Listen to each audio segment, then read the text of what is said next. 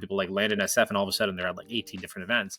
And but that ethos is like a thing, right? Like that ethos is a sort of pay it forward mentality that, again, you cannot productize. The minute you productize it, I think a lot of people like try to make this like a gamified sort. It loses all of its magic. We're not trying to productize that. What we're trying to do is extend your memory. We're trying to just like enhance the sort of Dunbar's number to more than the 150 people you can think about.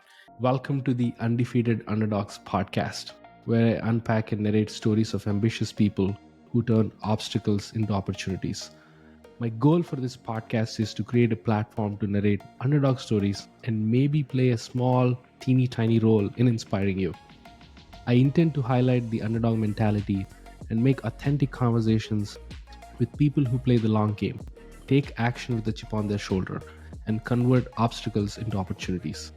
Buckle up, as I'll be bringing some authentic founders, VCs, community builders, and content creators who got underestimated their whole lives, and yet they beat all the odds to become insanely successful. Now, today I want to tell you a little bit about our awesome sponsor, Acquire.com. Selling a business is as tough as building a business. As someone who went through this process once, selling my own startup, I know the pain it takes to get to the end zone. This is where our sponsor shines. Imagine this. You're a founder who's built a solid SaaS product, acquired customers, and generating consistent monthly revenue.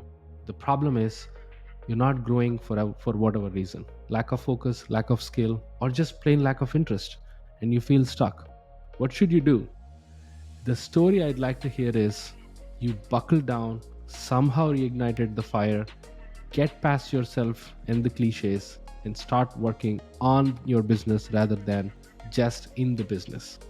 You start building an audience, move out of your comfort zone to do sales and marketing, and in 6 months, you triple your revenue. The reality isn't as simple. Situations may be different from every founder facing this crossroads, but too many times, the story ends up being one of inaction and stagnation until the business becomes less valuable or worse, worthless. If you find yourself here or your story is likely headed down a similar road, I offer you a third option. Consider selling your business on Acquire.com. Capitalizing on the value of your time is a smart move. Acquire.com is free to list and they've helped hundreds of founders already. Go to try.acquire.com/Sharath and see for yourself if this is the right option for you. Now, let's get into today's episode. Startups are built on relationships, and I can very much confidently say that what you're doing is a messy thing, meaning everyone struggles, everyone goes back and forth, maintaining the people you meet, you forget the context. It's a messy thing. As someone who's been in tech for a long time, I sometimes struggle a lot because I meet a lot of people. I'm a community builder. I go back and forth, about the context and finding, and sometimes I screw up. It's pretty open secret. To put an end to this misery, my next guest is building Clay, a one-stop shop to maintain your relationships and build thoughtful habits when it comes to people. Zach is a Harvard CS grad, Thiel Fellow. He's built a product team at Goldman Sachs, co-founded a dev tool startup, which I want to talk about. Made it to Forbes 30 under 30. I can go on and on about this guy. I love one thing I really love about Zach is his design thinking and the way he incorporated everything into Clay. Clay has won so many awards. I can't list them all because there are so many. But without further ado, I want to just dive into the conversation and introduce the man himself. Zach, how are you feeling, man? Feeling great. Happy Tuesday. Happy fall. It's good to be here. Thanks for having me. Especially, I think you're from New York, right? So I think I assume it's more beautiful there. It is. All the leaves are changing. This is my favorite time of year. Just a good time to reflect and get some work done. So. I love the New York vibe, the hustle, the grind. Yeah, I lived there for almost 9 months at one point of my life, and man, It's hard. It's really hard to survive in New York. It's true.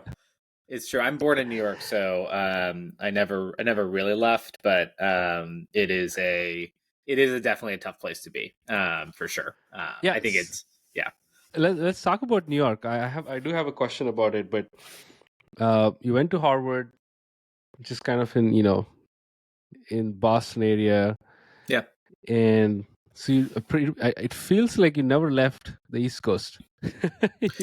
You've been all over your life. So talk to me about uh, why New York when you decided Mhm. to like jump into startups. Most of the people, founders, they moved to either Silicon Valley. Now Austin is a up and coming hub Yeah. when it comes to startups. So talk to me about the New York startup scene and why you love New York so much. Yeah, that's a great question. I am from New York originally, so part of it is definitely grounded in my, I think, familiarity with the city and knowing people there, knowing just, I mean, you just once you've lived somewhere for a while, you're just very comfortable with it. I did in college, and I recommend to college students will come to me and be ask for mentorship or advice or stuff. I'll often advise people to do a summer in SF for sure. You'll either love it or hate it. I think usually people fall in one of the two buckets. It's a great city. I did a summer there. I was interning at Jawbone, which was a hardware company Hmm. back in 2012, 2013. And that they made those like speakers, and then they went to like actually wearable like health stuff, uh, like a competitor to Fitbit at the time. And I mean, they were like the hot company in SF at that point, like design led. I was also like a Kleiner Perkins fellow, so I met a bunch of other Kleiner Perkins Mm-hmm. companies. Flipboard was coming up at that point. A bunch of stuff like that. But um, SF is like totally infectious, has a great energy. I think part of it was actually not being able to drive as a college student, because I was from New York. I Oh, didn't have a license, so I couldn't drive, and so I was biking everywhere. And I was like, if I have to bike up another hill, like I'm gonna lose my mind. Um, wait, but is that real thing that most New Yorkers don't have licenses? if you grew up in New York, I think a lot of people. I mean, I mean, most New Yorkers don't even have a car. And Yeah. so yeah, no, it's like a real. I think it's been funny to see because a lot of New York people have moved to SF, and a lot of SF people have moved back to New York. I think the real reason why is I think I felt a more of a diversity of opinion and of interests and of people in New York, than I did in SF. And I love tech. I live Hmm. and breathe, uh, startups. But it was really nice to have people and friends outside of tech. And you have like I Hmm. worked in at the intersection of finance and tech for a little bit. That was something that probably would only be possible in New York. And Right. you meet lawyers, you meet people in media, you meet people in retail, you meet people in D2C, like all of these companies that just don't exist in the same way in SF. Right. I saw a tweet from I think it was Pavel Asparuhov, I know Delian really well, but his brother, and he was like the New York energy, like really seeps into how you think about startups because like you get out of the train, you're just like walking fast, and Yeah. people are like moving fast, and you're like like you're working, the grind is there, and like you're working long hours, and then you go out and like you have it, you like it's like a more extreme version of everything, and that actually like does help with like company building, I think. Mm-hmm. Mm-hmm. But I see both sides of it. So, and my co-founder Matt is in SF, so I love visiting him. He loves it there. So we get the best of both worlds, I think. Yeah, best of the both worlds. That's a good strategic move right there. But Yeah. no, I 100% agree. And one of the things when I started my career, when I was like working in the US, the first job I got is in New York. And my God, it's like the city moves. Yeah. It's like you can negotiate that. No. It's the default rule. You have to move. You have to Yep. move fast. You Yeah. have to hop on the train. I used to live near Princeton, Mm-hmm. in New Jersey, and I have to like Take the train, commute, Metro North. take the Yep. train. Yeah, and Or it's like, NJ man, Transit. that Yeah. grind is so hard, and Yeah. people like take calls on the train. So I see what you're saying, when it comes to, but never ever a founder mentioned that before. Is what I Yeah. want to point it out, which is it really helps you build your company because Yeah. everybody moves, right? Everybody Totally. wants to make it. So also, I'm a big fan of Casey Neistat. I don't know if you Yeah. have Yeah. Casey's met great. him. Yeah. Casey's great. Yeah. Lots of people in New York, right? So yeah, let's go back to the early days, right? Mm-hmm. You know, you were part of Harvard, you graduated, and then you co-founded a company when you were a Thiel Fellow. So talk to me about the experience going to Thiel Foundation. Did you really like uh leave college to join, or did you graduate? Like, what's the scene there? I did graduate. I was just really young for my grade, so I was able to do both, which was just a timing thing. Most Thiel Fellows, it's changed a few times, but most Thiel Fellows at that time were just younger, so they did have to Hmm. drop out. I was young for my grade, so I was able to do it. Um, uh, it was a great experience, and that was part of the reason I wanted to be an SF, right? Because a lot of the Hmm. community at that point was at SF. All of the mentors, all of the past fellows, um, and I think that was really important. I think a few people then started branching off into New York. We had like a smaller community in New York, but it was definitely like more of an offshoot. But as part of that, I was working on a company called Bowery, which was a dev tools company, and it was in the early days of Docker. So Docker had just come out, and I had met a few guys out in SF, Hmm. in other interns who, we all had felt this pain point of setting up a dev environment being too difficult, and so Docker was this really transformative technology, and we were like, oh, we're going to make like a great like desktop experience, Mac, and then eventually cross-platform Hmm. desktop experience that sort of abstract away the complexity of Docker, but then made it really easy. Like you see a project on GitHub, let me get it running. Like, and it's funny because that's still a problem today in a lot Hmm. of ways. But we learned a ton. But that's through that experience I actually met my now co-founder Matt. We were working in this co-working like enterprise focused like space accelerator type thing in New York. And his company and my company were going through similar pain points, and we had very similar sort of outlooks on how to build companies. Hmm. Matt's an immigrant, I'm first generation. Like I think we thought a lot about, Nice. we just aligned values in a lot of ways, and so that's how I met him through that. Oh, that's nice. And you've been there for 1 year. What's the deal right there? Like, what are the lessons you've learned building? You're a co-founder at Bowery, and you went to Goldman Yeah, right after that. So the transition, being a founder to again going to this yeah, behemoth, right? yeah, And building a product team right there. So talk to me about the transition, why you left. totally. So I basically the company ended up moving on to being a part of DigitalOcean.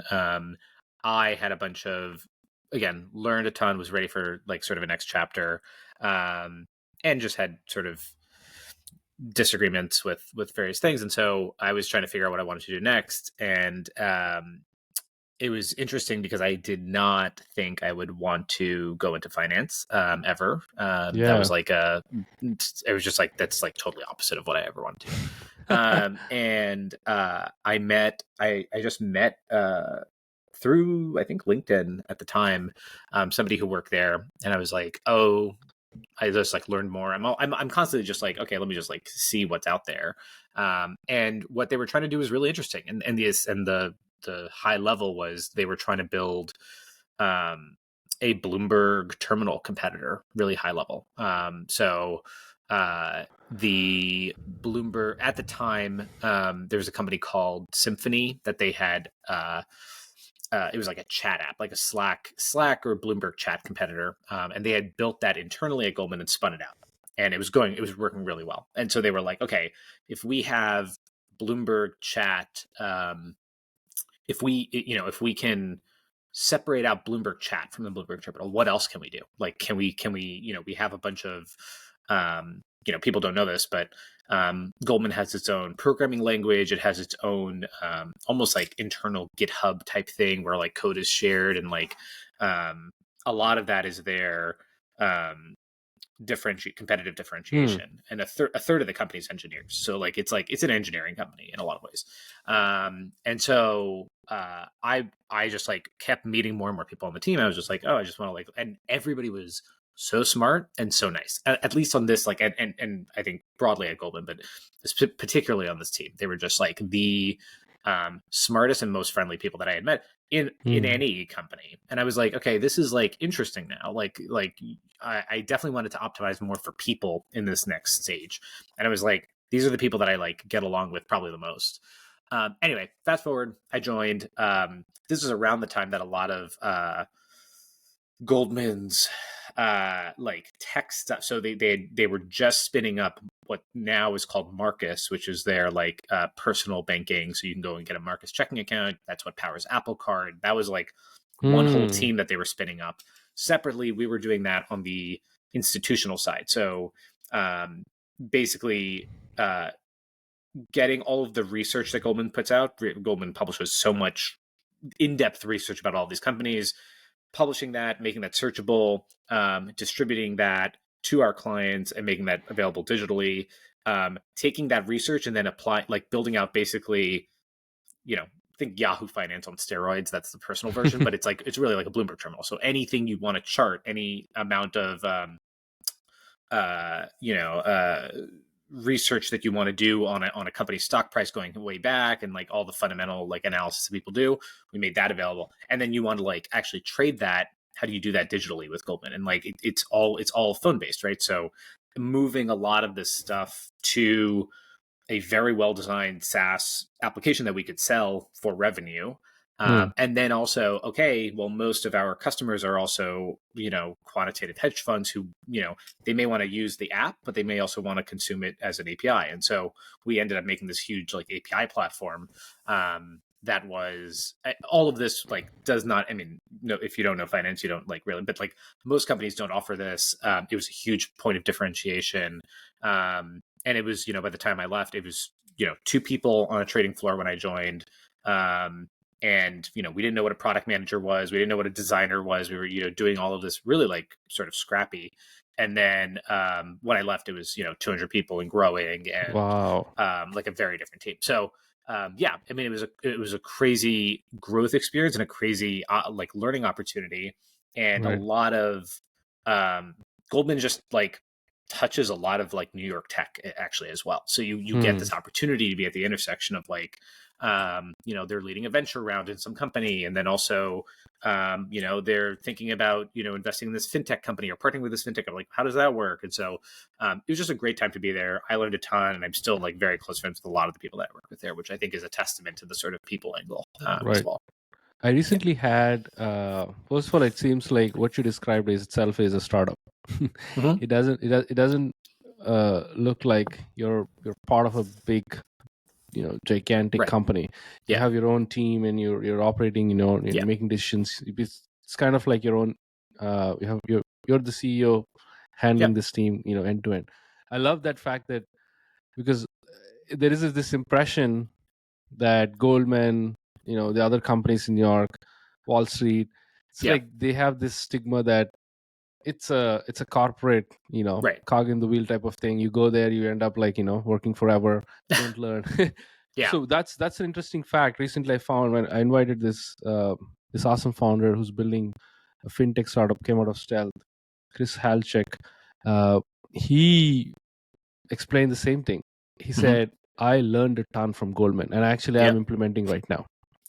So my curiosity, when it comes to your experience at Goldman, what is something that you learned as a product leader there that you're doing right now as a co-founder at Clay? That's a great question. Um, I would say, um, I was very, um, I had worked on my own startup. A lot of that was, my previous company was in the dev tool space. So you're selling to developers, which is a very different market. And I very quickly, I've been in professional, environments. I've been in sort of important meetings. That's fine. But like, the first like sale you're making, like going in and being first of all of the senior partners or people that are there, um, pretty much like to like each and every one is like very very accomplished. You don't get to that level without being sort of very good at what you do. And for some people that's they're an engineer and then they like built trading systems or they built algorithms or whatever that like either generated a ton of revenue or are used so much or whatever, and that's how they got to partner. For other people they're like the best salesperson, right? And they know they have relationships and they're able to do that. And you don't really you don't see the VP level is like different. Like it's like, there's like a bajillion VPs. That's like the sort of like running joke. But MD, managing director, and then partner are like very, very difficult to get to. And so watching them operate, particularly in these like sales meetings, right? And like you're like everybody in the room is very intelligent. So that's like just a given. But the how do you prepare for a meeting? How do you organize your thoughts? How do you tell a story with a deck? How do you make a request internally for resources? That's like less, I don't know that that's like a skill that you need to have, but in the process of doing that you learn a ton about communication and about um, I think what drives people and how decisions are made, right? Like a lot of stuff, particularly, on the B2B side, B2C is a totally different animal, but on the B2B side, we sell to large organizations, we sell to people that are like individual Clay users and then bring it into their company. And I think a lot of like first time B2B founders would be like, oh, how do I convince you? How do I, what's the next step? Or you take this like very old fashioned approach to sales of like, let's like grab dinner or I need to like meet with you. And like, yes, that's all like fine. But I think when you the repeat founders or the repeat sort of like when you're in B2B for a while, what you start learning is that like these decisions are made, um, you're not in the room when they're made. Somebody is, putting their neck on the line to make a decision for you, to buy your software, buy your whatever you're offering. Sometimes somebody's having a bad day. Sometimes there are like 85 processes you're not seeing to like get the sale done. Like there is so much that goes into like a, call it $10,000, $100,000, $1 million ACV deal that I think a lot of people just get, when you're a startup founder, when you're just operating yourself, like you're making all these purchasing decisions yourself. You don't have to like ever worry about it. But being in the room and seeing how that happened at a very high level was like really informative. And I think it also affects how you think about interpersonal relationships, which is our whole business, but also how you think about communication, what to say and what not to say. Like a lot of that stuff, I think like really comes down to you just have to be under fire in a room, and like be prepared to answer any question and be prepared to like it is like a no. It's not the televised. I watch a lot of these like finance shows, and I think it's like way over dramatized, but it is like you have to know your shit and you have to like be ready to answer questions, and you also have to do that in a way that doesn't that takes into account all of the relationships and people in the room, and to do that on your feet and to be able to do that day after day, I think is like a really hard one and hard learned skill for a lot of people. So that's one that I apply pretty much daily. Yeah, I just want to like kind of unpack some of the things you said. one of the things it's very interesting what you said is about communication, right, at the highest level. And the other thing I'm hearing is, set of people with great skills coming Mm-hmm. together to work on one thing. Yep. And that brings the aspect of hiring, like hiring great people. Totally. Yeah. So that's one thing I want to touch about. But let's talk about like communication, right? Mm-hmm. um have you guys do you guys back in the day followed like any frameworks? Do you want to share like how you've grown in that particular aspect, and become better, as more storyteller, Mm. become better at communication, through that experience? Is there like a, I wouldn't say it's a template, but this is something that I've been using and it's working for me, and I've become better at being more clear when it comes to communication, thought wise as well as expression wise? That's a very good question. There are a few.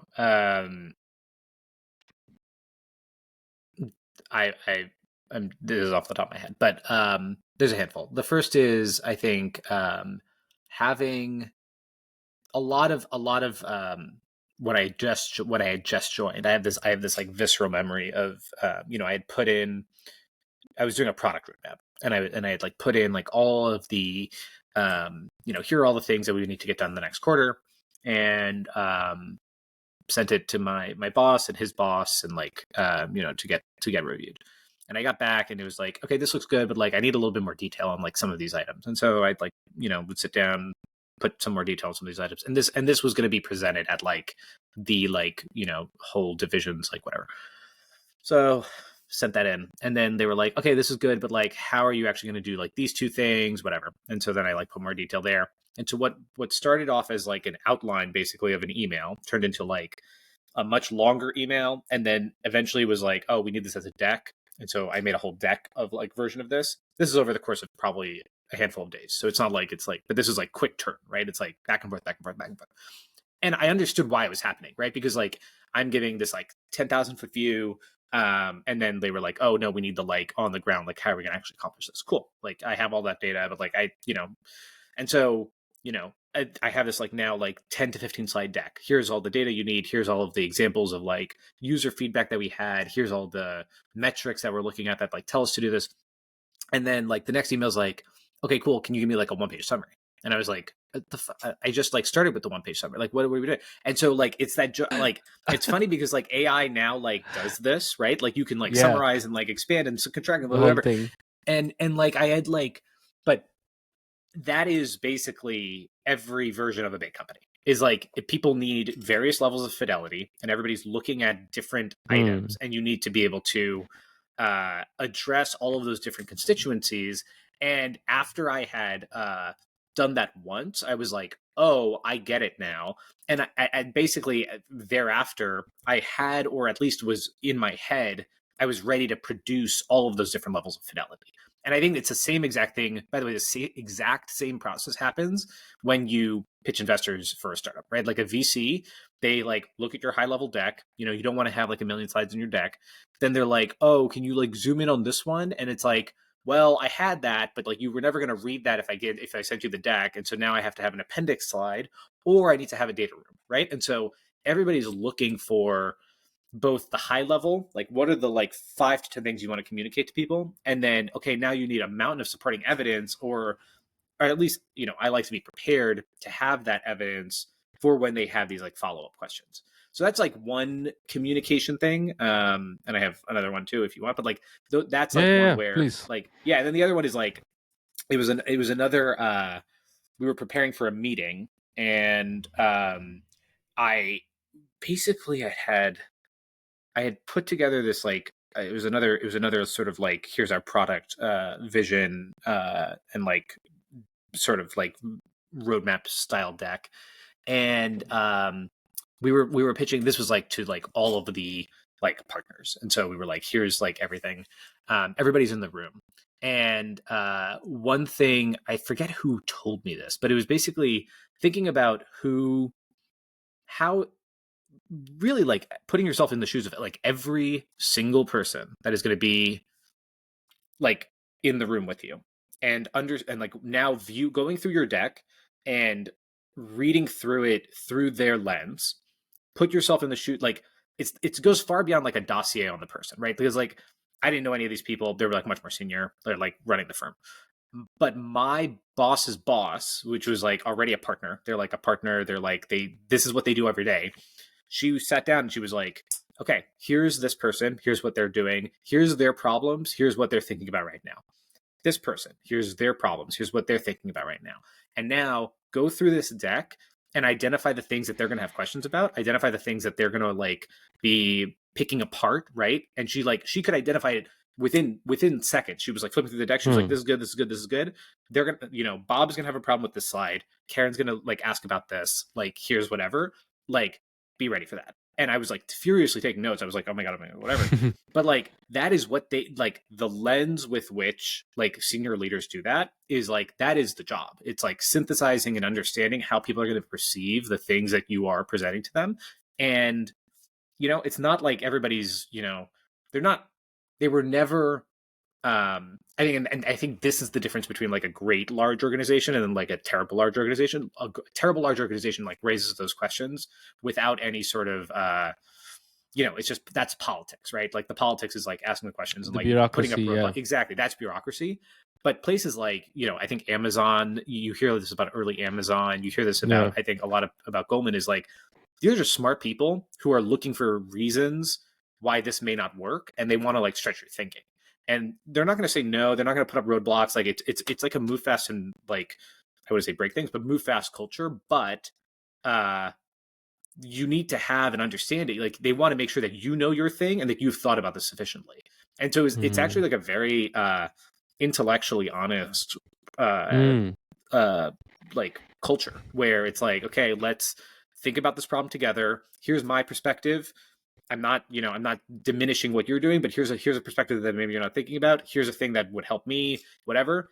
Now go forth. Like, but you do a lot of that preparation in a very compressed time frame. It's not like we were like wasting tons of time on this. It makes it sound like we were just constantly making decks. But a lot of it was like, hey, we were an internal startup. We were trying to get resources. There was no dedicated resourcing at all. As we started having more and more to feedback and like wins, then it became more of like, okay, now we'll just like, you've earned the right to continue to do this. But that's just like, that level of preparation was never something, and that's why I think I was really raw coming in into that experience. And I think it stretched my thinking in ways that I didn't necessarily expect, if that makes sense.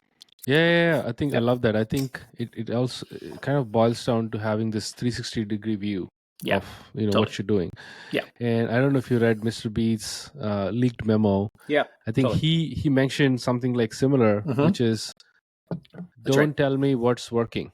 Tell me what's not working. Exactly. That is like the whole picture. So that 100%. What's not working is going to help move the needle, because we're going to think, we're going to stretch our thinking, we're going to like find different ways to solve the same problem.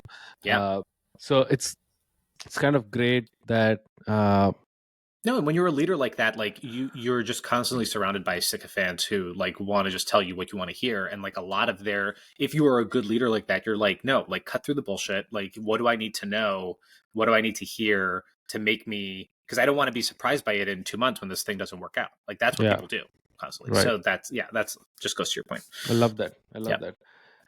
Now going back to hiring, and you mentioned, and even Chris mentioned, I think one thing he mentioned about Goldman is he experienced greatness.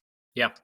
The smartest people coming 100%. Together in one room, like stretching and like kind of pushing the boundaries, doing things that were never done before.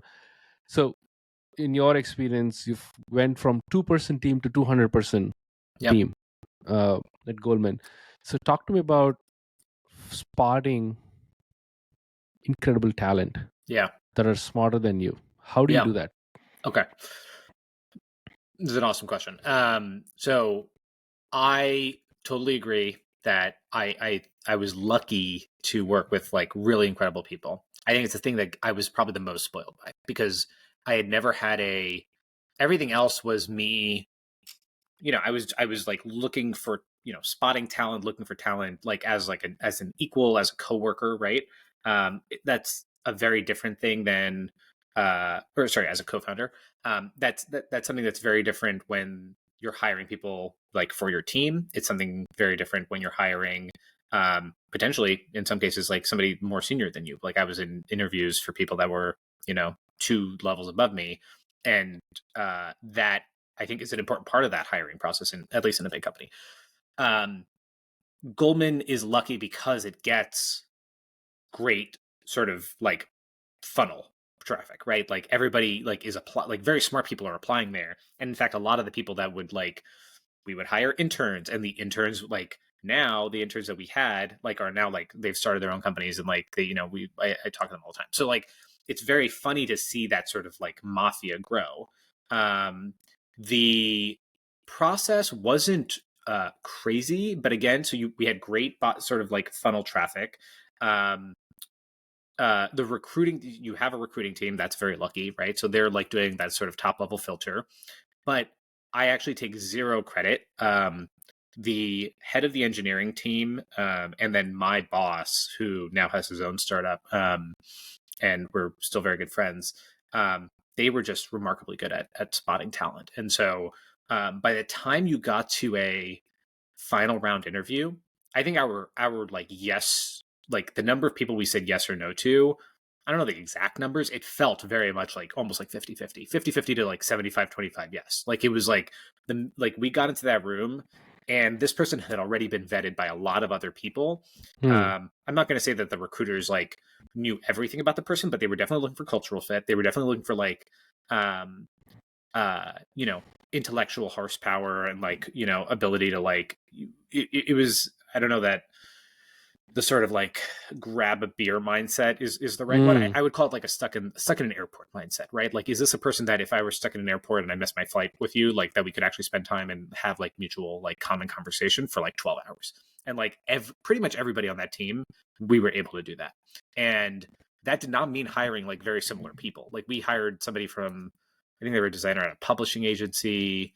We fired a few like people from startup, a lot of people from startups, but some like very random companies, very random locales. People would like, somebody moved from Australia, there was like a very random like connections, and it was very much tied. The common thread was like very smart, very humble, and just work hard, and like that, and I think that is a uniting factor amongst other teams, but it was especially true for our team. And I attribute that all to my boss and the other senior leaders that were there.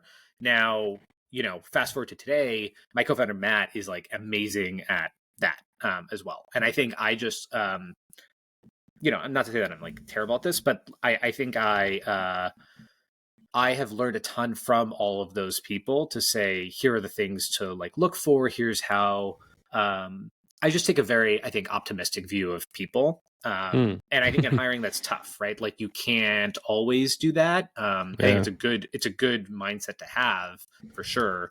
But there are a lot of people you're going to meet. There's a lot of candidates for any role. And so you do need to, at some point, drill down into like, here are the things, the specific things culturally, values wise, work wise that we're looking for. And a lot of what we do today at Clay that I think solves for that in a way that Goldman was solving for that by like those many different filters at the top. By the time that we got to somebody, they were pretty good. For us, it's like a work project. So I think like having a work project that you work with someone on in a paid capacity allows you to see how they think, because I think the biggest challenge for startups is like, what did this person do? I mean, even I'm saying I worked at Goldman, right? Like, what did I do like specifically versus what was my team?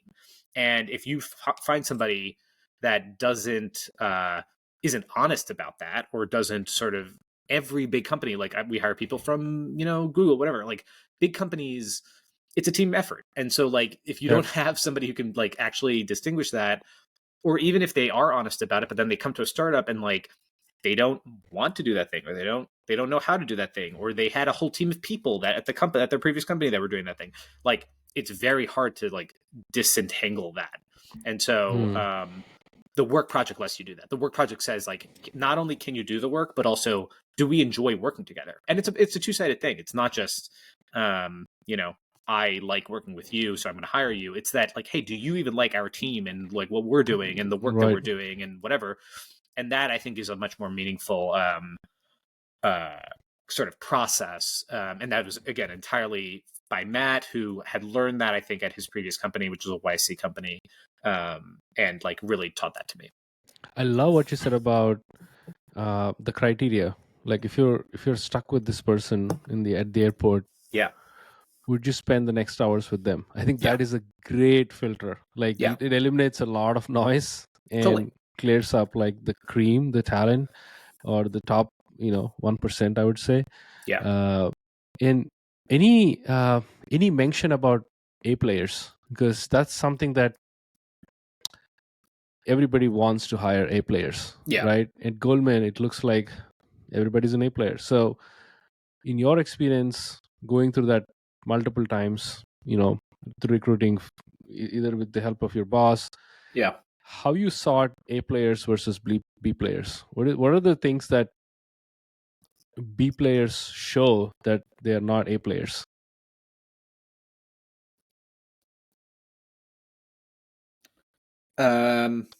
I think there is an intensity. I think you're looking for like an intensity um, that isn't. I think. I think you can. The problem with a lot of these heuristics is that they can eventually get to some sort of like almost like parody version of the thing that you're looking for. So if I'm looking for like a 10x engineer, right?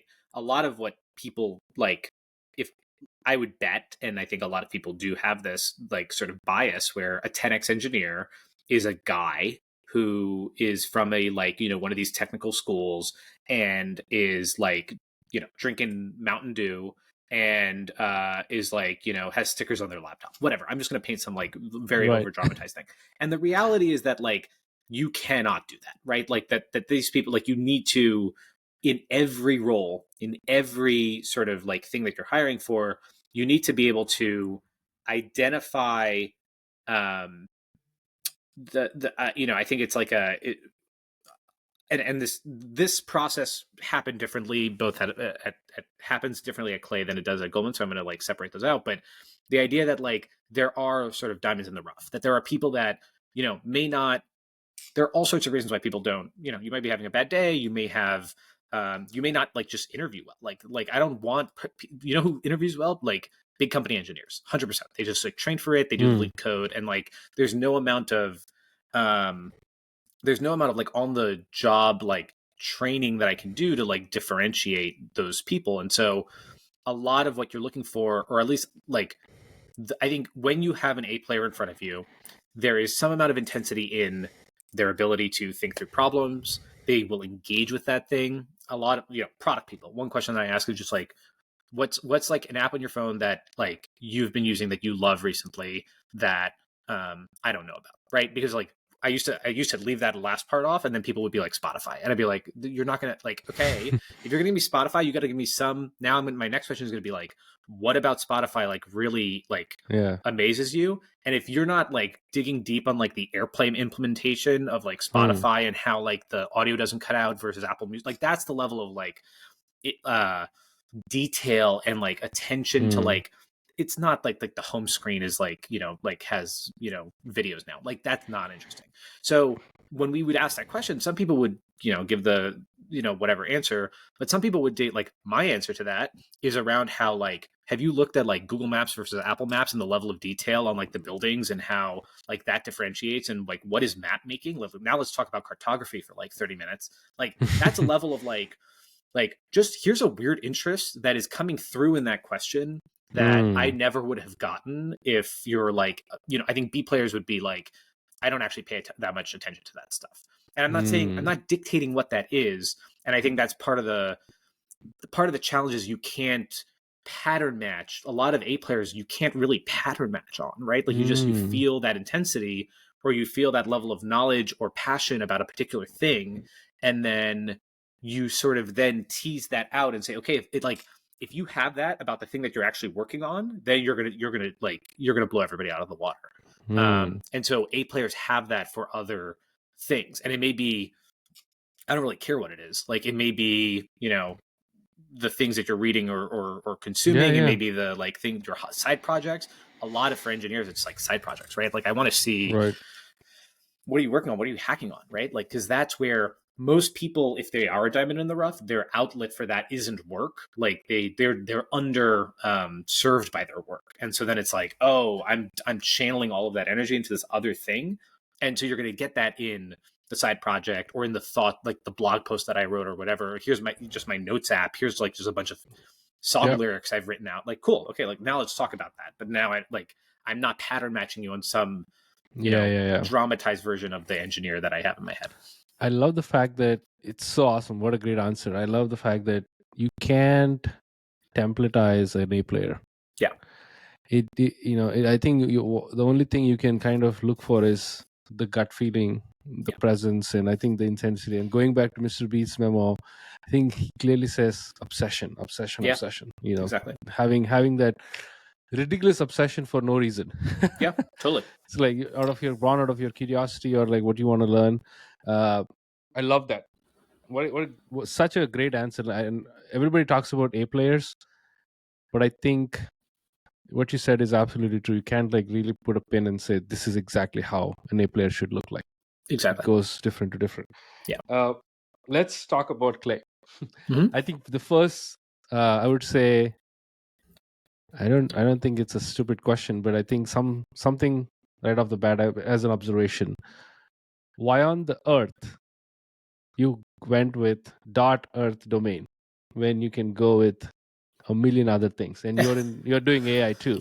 So what's with the clay.earth? Yeah. What's going on there? The main reason is that every other tool that we had ever used in this space was, you know, uh, sales hub dot tech. You know what I mean? Like, it's like that level of like cold and transactional. And a lot of what we were trying to do in the early days was, let's make this we have to reframe people's way of thinking on this. And so a lot of what we were trying to do, and it goes to the name Clay, and then also the TLD. We also just couldn't get the .com. The .com was taken. But like, that was like the level of we were trying to frame the problem as something that is more global, that is more personal, that is more soft skills versus like, I'm a salesperson and I'm collecting business cards and I just want to email you and like, a cold drip campaign. Like, it's not a sales thing. And so a lot of what we're trying to do is like, let's all of our favorite, why was the best calendar app in, that I can ever remember called Sunrise, right? Like, it was like, it's like the framing around what it makes you feel, and how it anchors your brain towards like what to think about when you look at the product.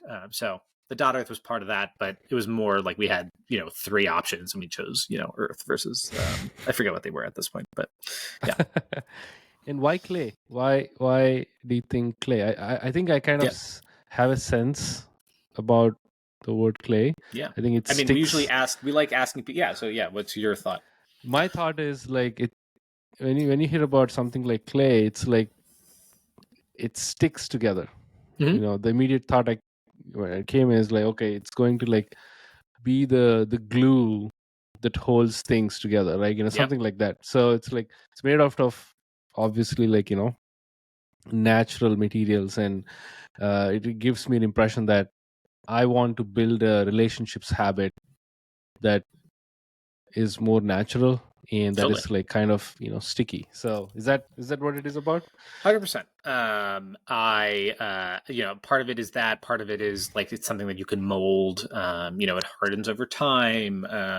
Right. It means a different thing to different people, but a lot of it was again, something naturalistic and sort of like earthy, more organic. But that also, clay is made up of a bunch of different things. Like it isn't just like I don't know, like stone, right? Like Mm-hmm. it's like a mashup of a bunch of different things. And I think people's relationships and networks are a mashup of a bunch of different things. And so there's a lot of elements to it, but yeah, that's a lot of it.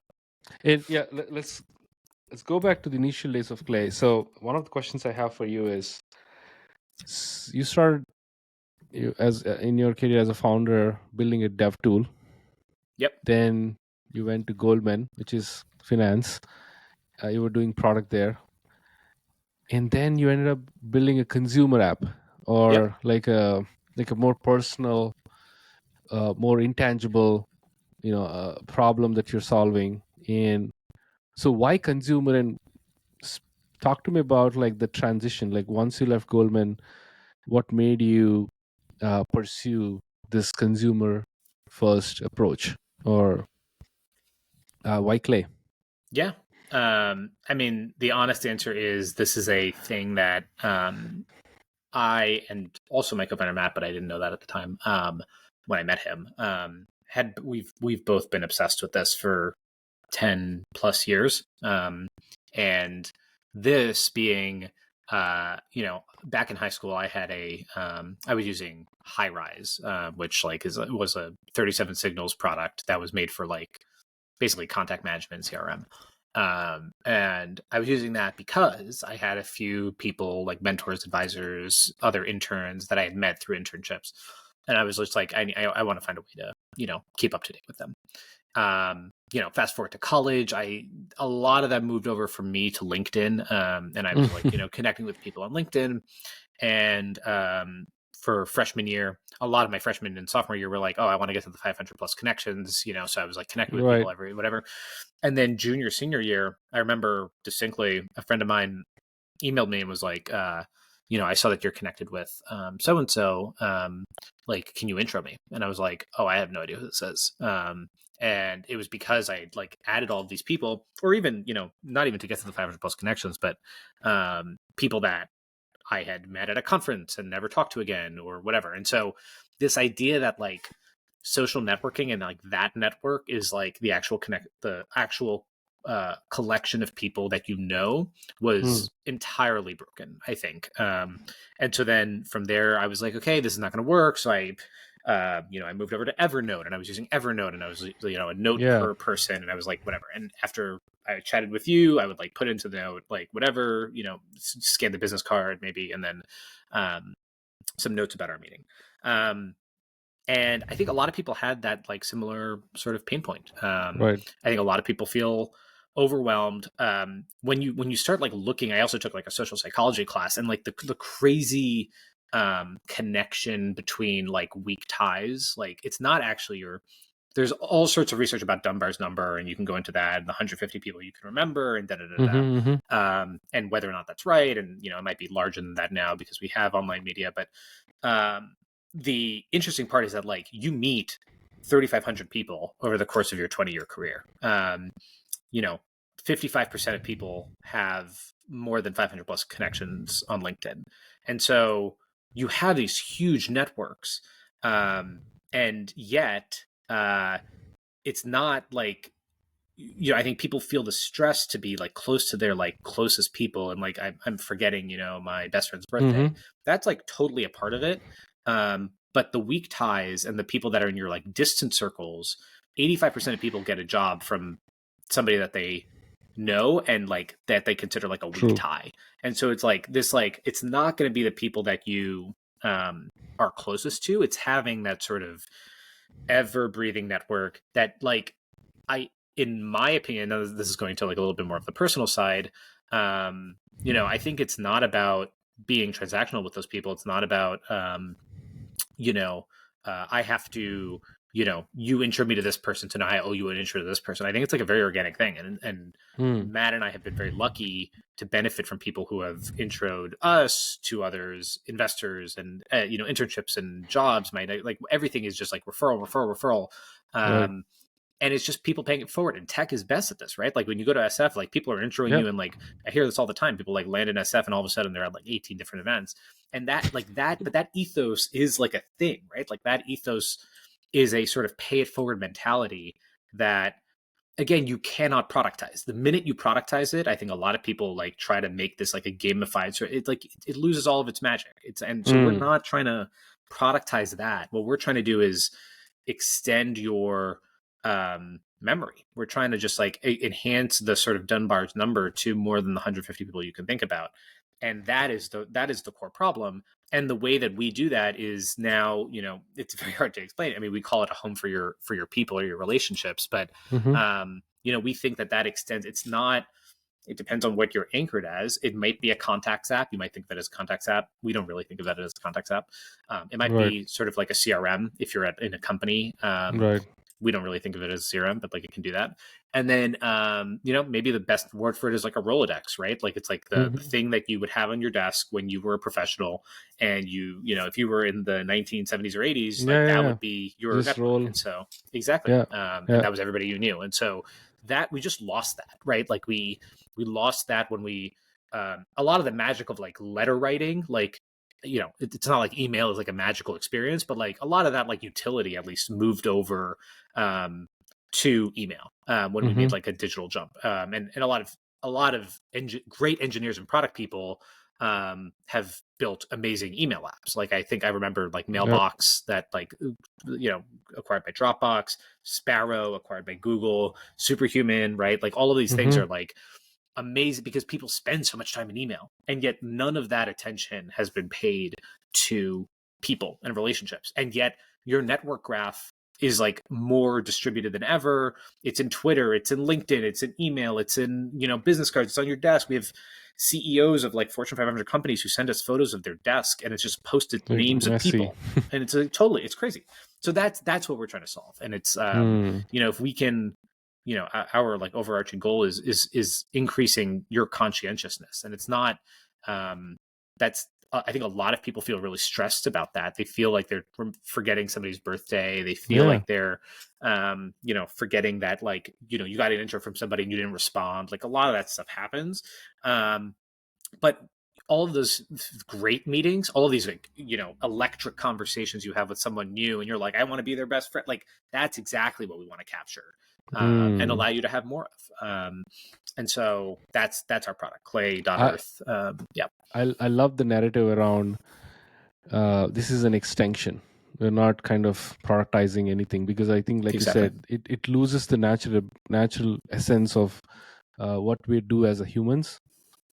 And I don't know, I just got an idea. I just want to drop it. Maybe you should do like a hardware product.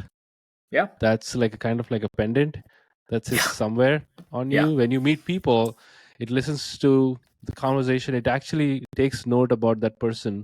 Yeah. Instead of you going to like, take manual note. And I think Nexus is kind of solving that a little bit, right? So talk to me about the evolution of Clay being the first version to where it is right now with Nexus using AI.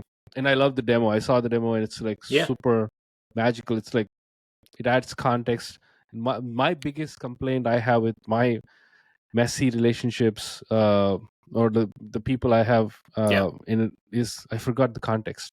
It's like I meet so many people, I kind of remember them, but I have to like go into the deep weeds. That is something that I feel you guys 100%. Are solving. So talk to me about the AI evolution in this process.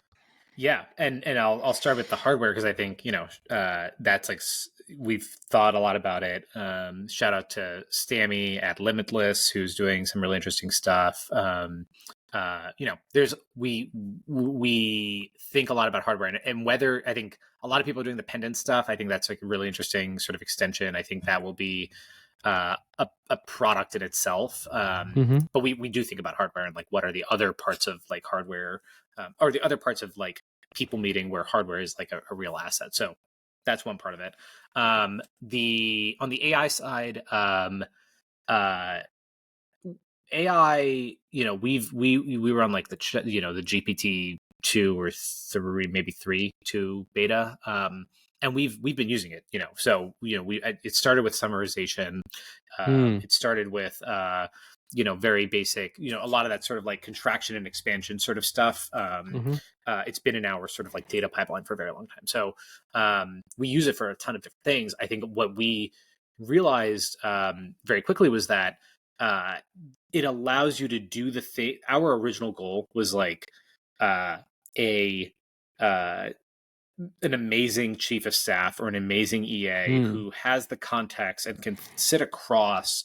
We started with, go way back. I mean, our announcement blog post and announcement sort of website was um, uh, David Rockefeller's index cards. And so he had 100,000 index cards, and all of his relationships were encompassed there. And it was he had a team of 3 people like going through those and like writing things down and notes and whatever. Right. We don't have that anymore, right? But AI can facilitate that. And so what does it look like when you can not only operate across like many different pieces of information, but also the point that you had, which is everybody has a different way of thinking about people. And so some Right. people are like, who is the person who I talked to 3 weeks ago that I met at the coffee shop, whatever, like that level of like abstract, all the way to so some people are like spatial. They're like, it's like, oh, it's the coffee shop. Some people are like temporal. It's like, I remember it was winter. Some people it's like just like keywords and phrases, and some people are actually just great at this themselves and they don't need any tool. So like totally fine. But like everybody thinks about relationships differently, and so how do we jog your memory and help you sort of think about people at scale? And that's why we're particularly excited by AI, and Nexus can do that.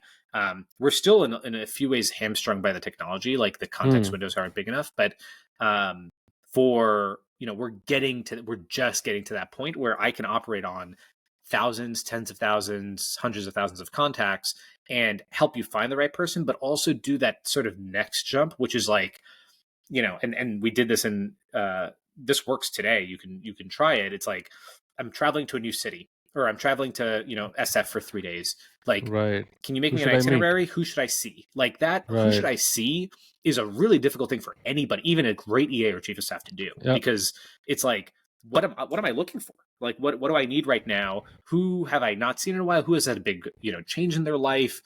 Who's going to be around? Who's even in the city anymore? Like, so piecing that all together is an incredibly difficult problem, but one that AI can actually solve. So having the reasoning layer now on top of every one of your relationships, everything that we've done to this point is like mapping and synthesizing and bringing information about all of your relationships. That next reasoning layer is going to be what we think is incredibly powerful. And that's why Nexus, we rolled out, we're now in a sort of our 3rd or 4th version of it. And we're continually iterating on it. But that's what we think is the big power of AI. I think one more idea, fascinating, by the way. I think the way you guys use AI is so natural, I would say. It's like, it's not forced upon. Most of the products I see is like, you have to create these use cases for yourself to use AI. Exactly. Yours is more like, give me like 5 people I met in the last 3 months who's in AI, who's a co-founder. Like that level of detail is really kind of like very helpful. One other idea for you, I don't know if you thought about it. I think given you have so many contacts in Clay, I think what, like 100 million contacts has been processed, if I'm not wrong.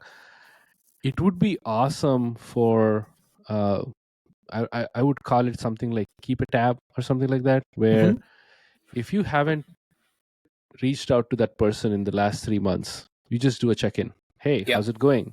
If he's into football, have you catched up week 5? NFL. So it's like so personal, which is something that requires a lot of effort and thought. I think AI can kind of draft these messages on an automatic basis without me initiating it. Does that make sense? Like something that's so personal but doesn't feel robotic. And it's been doing. This is probably one of our more requested things, and probably the thing that we find most difficult. And just here are a few reasons. The first is,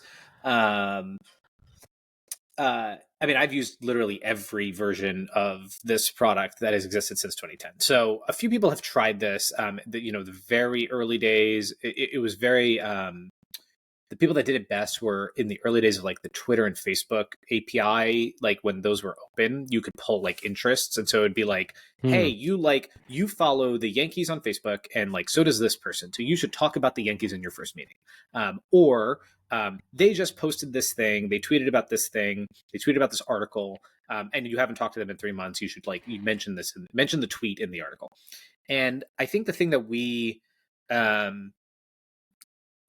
think a lot about, and this is design, but it's also brand, and it's also like sort of like what we stand for. It's like, if you learn that I use clay, I don't want your impression. I don't want you to judge anything that I send you and think that it is in some way lesser or less meaningful because I use clay. And so that's why today, I'm not saying that we will never do this, but today we don't draft anything on your behalf. We don't do any outbound. It is not a here is automating your relationships. We think like we very much do not want to do that. Are there ways to do it in a way that's more natural? Can I tee up a few ideas? Can I show you all the information? And, maybe, a lot of these email apps are already doing the sort of email drafting part of this anyway. So like maybe our sort of, societal comfort with this will change because of AI being in the inbox and in text messages. And, I'm on, the next, I have Apple Intelligence, like it's doing this already. So like Apple has jumped over this, email apps have jumped over this. Maybe we will all just as a society be okay with people having first drafts presented to them. But I think it is, it's different when you are like reaching out, right? Like it's different when you ping me and you're like, hey, it's been a while. I saw your tweet about this thing. Let's catch up. I think I think it's a different thing. I at least personally, I'm going to switch out, take off my clay hat for a second. When I know that somebody has a spreadsheet of people with a reminder that gets pinged, the minute I know you do that, people will tell me that, right? Because I'm the co-founder of Clay. And then 3 months later, I get the ping from them and I'm like, I mean, come on. Like, it's not like, it's a very like, and it's, I see what you're saying. And then I search, and by the way, and then I search for their name and it's every quarter. It's just like 3 months, 3 months delay, 3 months delay, 3 months delay. And it's like, whoa, that doesn't feel good to me. It feels slightly icky.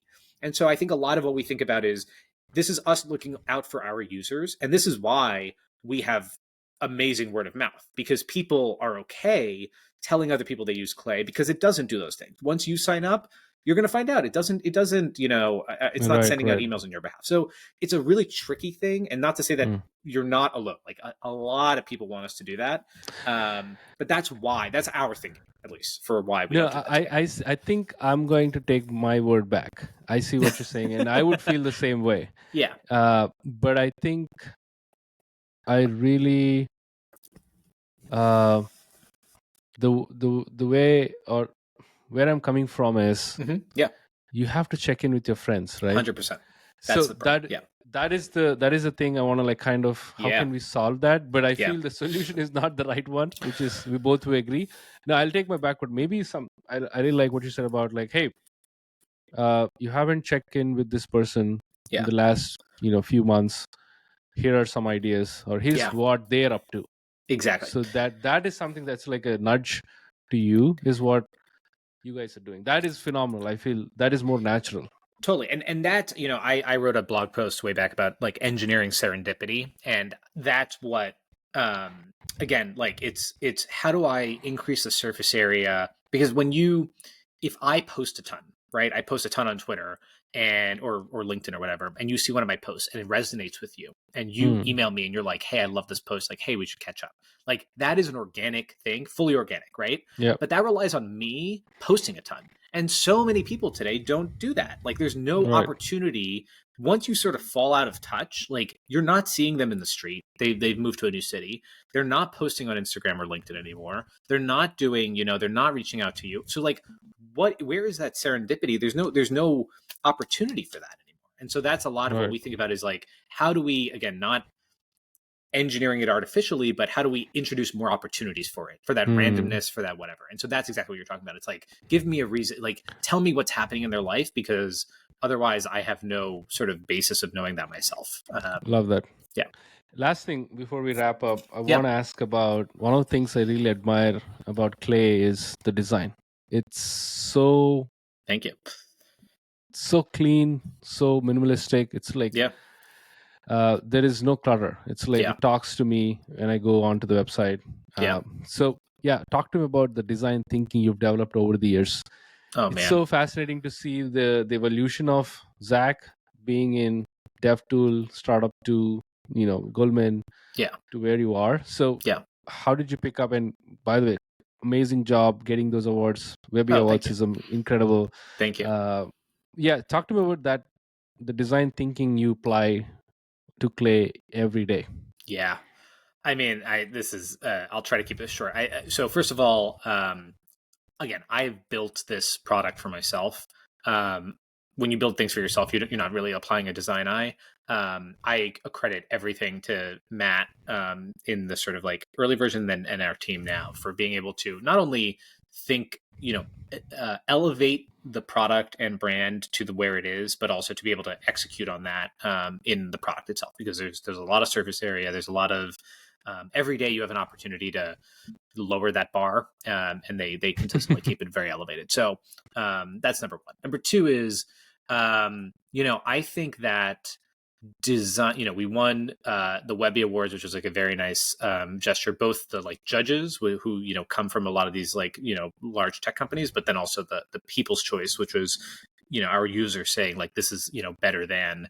I think we were up against like Notion and other it was a great sort of combo of companies. So I think the challenge in designing, and I'm going to bucket us into this like productivity and work tools category, like the future of work, is that people have so many different workflows and have so many different ways in which again we're the added challenge is that we're working with something that's sort of like mushy, like people and relationships, as opposed to like here's an email. Mm. Like we're both defining in our parlance a new category or a new system of record for your relationships, while at the same time trying to ground it in something that you are familiar with, which is either a CRM or contacts app, Right. while at the same time integrating into your existing workflows, which are your day-to-day outreach is going to be email, calendar, messaging apps. So there's a lot of surface area there, and I think one thing, when we started, I would have actually described this more as like a notes app for people. And the note, you just watch how, just like look at that microcosm of a space over the past 5 years, right? Like Yeah. you went from, Evernote, like I would have, it was like literally on the decline. Notion rolled out their Evernote importer. Then you have like Roam Research like spun up and then like dropped back Yeah. down. Then you have like Obsidian now. You have a bunch of other like then now like Evernote's actually like pretty good again. Like so there's like so much Ups and downs. and everybody, yeah, and then everybody is just I love Bear, like there's a bunch of IA Writer, like all of these, I love all of these products, but that space alone is so interesting to watch because somebody will use IA Writer. I love IA Writer. I'm a daily IA Writer user. Like some people will use that and be like, I don't know what's going on. Like, I don't like, it doesn't resonate with me. And then they'll go to Bear and they'll be like, Bear is exactly what I need. And like the differential between those two things is Yeah. actually like not like crazy different, but things resonate with people. It's a very emotional attachment. And I like, Mm. I think about, and this is my sort of version of design. Like I think about the best design products that I've ever used. And for me, those are two bordering on three things. It's Sunrise, the calendar app, Pierre and the team there. Like they like unbelievable. I remember every animation. I remember every screen, the colors, like the bright orange. It made like work pleasurable, and like that was like amazing. Um, Sparrow, the email app, which I mentioned actually earlier, because it's just like that app was snappy. It was bright. It was it made email enjoyable to use. It was, I think it was one of the first that had a quick reply, so it would like drop down and you could like type in the message. It was encouraging you to write shorter emails by doing that. Like crazy product, and the fact that Google bought it and shut it down is like, I think like a war crime. And then Mailbox, like that was like the first app that did like swipe gestures and like, but like again Mm. like, and then the Dropbox like taking that and changing it. So like the idea that there are these, and I think the point at which we for us, I think product market fit was people reaching out to us about with that same level of love, care, obsession, our users, our members, reaching out to us and saying like, "You've done this for me," and I was like, "Wow!" Like, I think they even compared us to one of those apps, and I was like, "That is truly like a uh, that like meant a ton." And I think you have this resurgence of apps that pay that same amount of attention to detail, superhuman, linear, Oh man, limitless, yeah. all of those things. But like those teams are much larger than us, and it's very hard. I think what people, maybe the just one thing that I think is overlooked is, as a user of these products, you don't realize the amount of just cruft that you have to go through to get to something like that. The amount of engineering and design work that Superhuman had to go through to get to the product that they have today, or that linear, it's not just Yeah. Jira, right? Like, they're doing real innovative work. And then when you go in and, your email like doesn't send, which has never happened to me on Superhuman, but like, if the one minor bug, the bold doesn't work, and you reach out, you're like, this is like, you're the as a user, you're like, this is like ruining my day. But all of it is so complex, and all of it is very like personalized and different. So I think I have a much more I would say empathic approach to product building and to company building. It's like, people, every app on your dock today, every app on your phone was built by somebody who had a pain point, who built something, who's showing an amount of care for you. And I'm not saying that, like these huge companies, but somewhere in that org, somebody, one single person does care and is responsible for that thing. And so just showing just a level of working with them and being collaborative and being like, okay, here's how I would improve it. Here's how I would like to, here's my workflow, and here's, what I would like to see from it. I think it's just a really, I think anybody listening who has built products for themselves and wants to take it to the next step, that's the next unlock, is like, you're going to have a lot of people with very specific workflows or very specific opinions about things. And that's the joy, is working with people and integrating into their lives. Like, you have, Clay's an app that, a lot of people open daily, many times a day even. And it is integrating and showing them people in their life that they care about, family members, friends, coworkers. And that's like not a thing we take lightly. Like, that's a real big responsibility for us. So I think, just to summarize your answer, it's design is being thoughtful and having that care, expressing that care, and expressing a way to be empathized, having that empathy towards that user. I feel that is something that, when you talked about those apps, yeah, that is the commonality which I find it. This has been an awesome conversation. I have so many other questions. I know we're on time, but we have to do like round 2 probably. Okay. Deal. But yeah, this has been awesome. Appreciate you, Zach, for joining the show, and super fun. Sharing all the knowledge, wisdom, and some of the things you mentioned. So many takeaways when it comes to communication, hiring. It's been awesome. Any closing thoughts before we wrap up? No, I appreciate you've had really great questions, and I appreciate all of the insights. I've listened to the pod for probably a few months, so I've seen a lot of great guests. So thank you for doing what you're doing, Derek. You had Derek on, Danny, just great people. So keep it up. Yeah, thank you so much. Appreciate you, and thanks for joining. That's all, folks. Stay tuned for more awesome guests like Zach, more founders who's been, killing it on the internet, just being themselves. But stay tuned. Cheers.